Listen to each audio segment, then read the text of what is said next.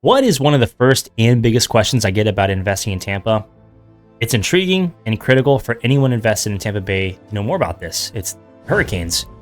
I wanted to make this video because I have a lot of investors that have asked me these questions, and having it all together on one video to help more people I thought was the best thing to do. Hey everyone, welcome back to the channel. Florida is one of the main recipients of this kind of natural disaster. So it's a natural question to ask when you're dropping 40 to 200K down on a new home or rental and you're not from the area. For those unaware of exactly what hurricanes are, they're cyclone-shaped storms that originated over tropical waters. They escalate over time due to depressions and wind patterns, and the normal progression is from tropical disturbance to depression to storm, and finally hurricane categories 1 through 5. 5 is the highest possible under the Saffir-Simpson wind scale. Alright, so history lesson. Believe it or not, the last major hurricane to directly hit Tampa Bay was in 1921, a century ago, 102 years ago. This monster storm carved out new islands and left a mark in the history books, but just because it's been a while doesn't mean we're immune. Though some do believe that, and I'll explain why. Remember, history isn't just about the past, it's about preparing for the future. Let's go over the last 50 years worth of hurricanes near Tampa, and it won't take long. It's fairly short. Hurricane Gladys in 1968 made landfall near Homosassa, 6.7 million in damage, killed 2 people. Hurricane Elena in 1985, an extremely difficult, so I read, hurricane to predict, devastated the Apalachicola, I have a hard time saying that, Apalachicola Bay shellfish industry. Hurricane Erin 1995, the first hurricane to strike the United States since Hurricane Andrew in 1992. Erin caused around 700 million in damage, with much of that incurred in Florida. Hurricane Gordon 2000 caused much death and destruction in Guatemala and the Yucatan Peninsula. Tampa Bay has minor home damage. Hurricane Francis 2004. Francis passed over the central sections of Florida 3 weeks after Hurricane Charlie. And Hurricane Irma 2017.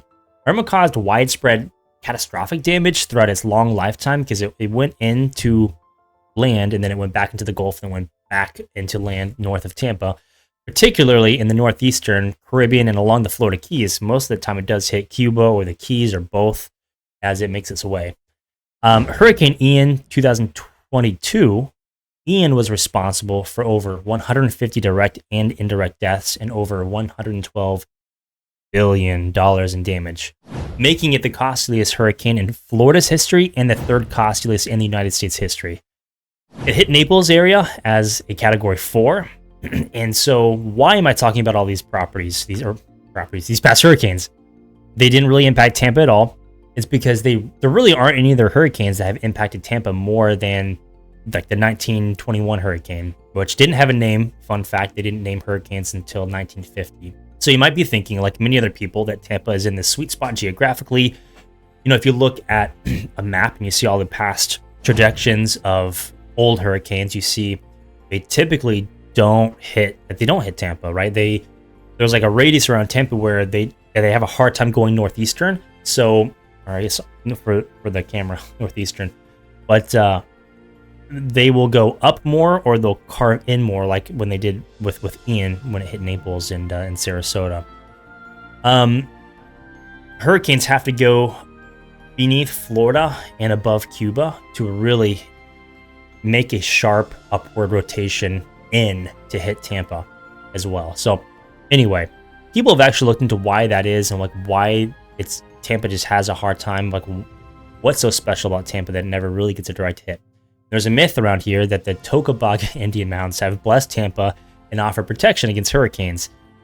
A little bit more about their history, as the Tocobaga people are the land ancestors of Tampa Bay. They lived in the area from the 900s to the 1500s, and the population significantly decreased with the arrival of the Europeans, blah, blah, blah. Eventually, the tribe was extinct by the 1700s.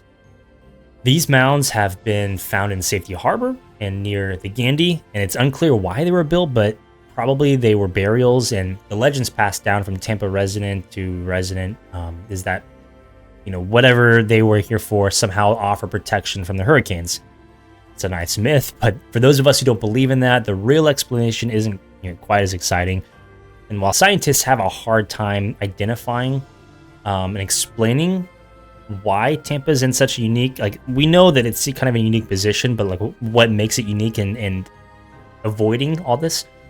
They've noticed an odd pattern of hurricanes, again, unable to move northeastern around Tampa Bay. And anyway, it's just tough to get into the Gulf around there anyway. So most of the time we have hurricanes hit Cuba or Haiti or Miami.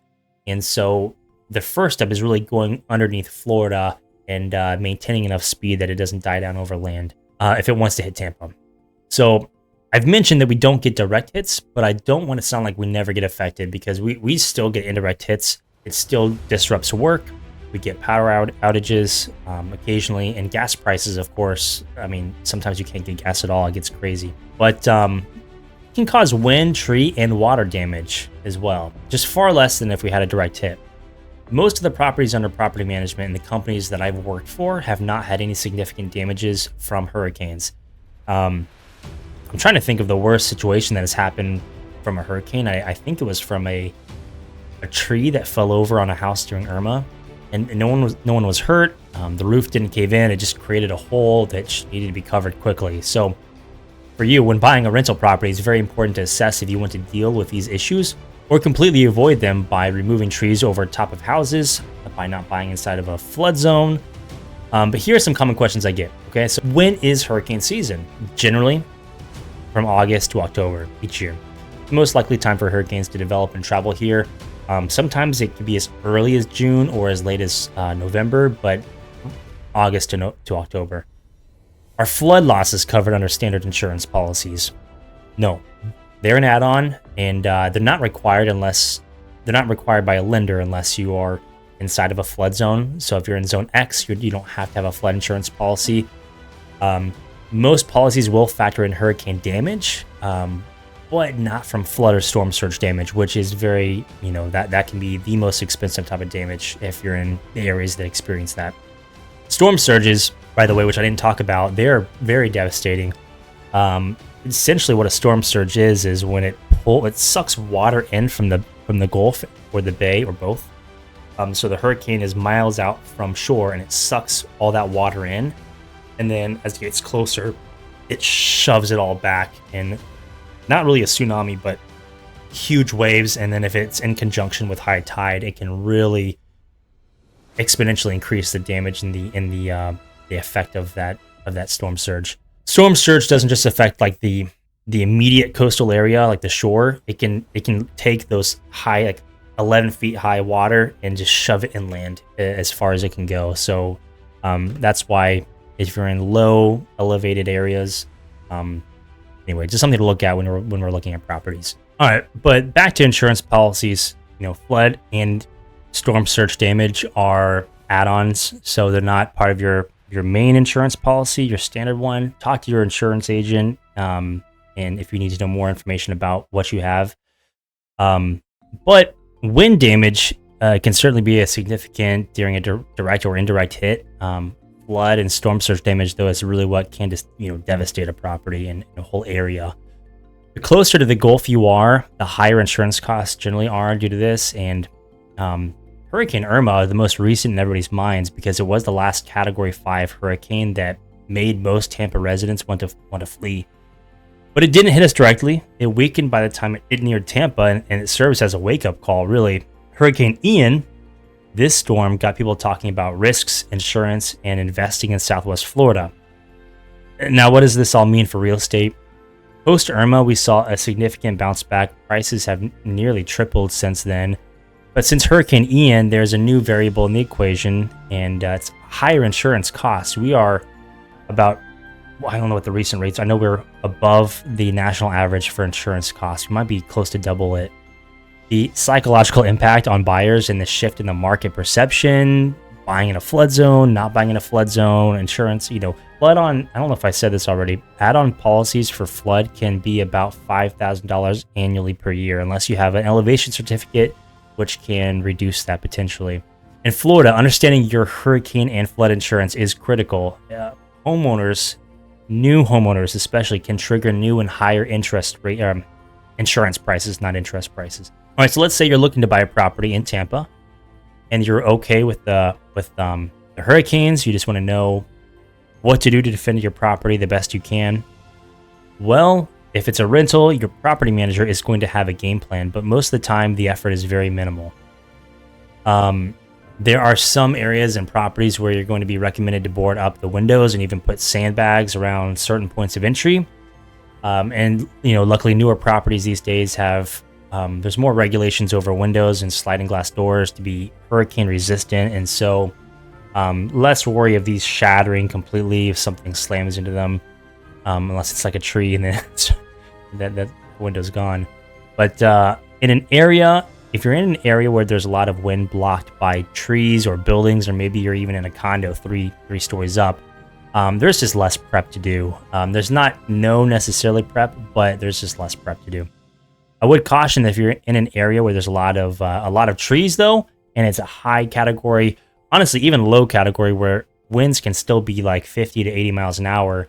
High category hurricanes like Irma had bands between I think it was 150 and 180 miles an hour. Very fast. It can knock over a healthy tree, much less watch out for the widowmakers around your property and the people you care about. Widowmakers are rotten trees that are still standing and easily fall over during storms. You definitely don't want a tree, healthy or not, to fall on your property. And so here's an extra tip that I think a lot of property managers try to do, but when you are managing a property, or you own a property, really keep an eye on what is over the property. If you have a big tree, a very mature tall tree hangs over the property, it can be okay. It may be super healthy. If it's if it's very leafy and it's spread out very wide and it can capture a lot of wind from a hurricane, just be careful. Maybe consider trimming some of the branches to remove some of the leaves and decrease the wind resistance for a hurricane. Hurricanes, they're just part of life here in Florida. Thank you for tuning in. Don't forget to like, share, and subscribe for more insights. And if you have questions I didn't answer, please leave them in the comment section below. Thanks for watching.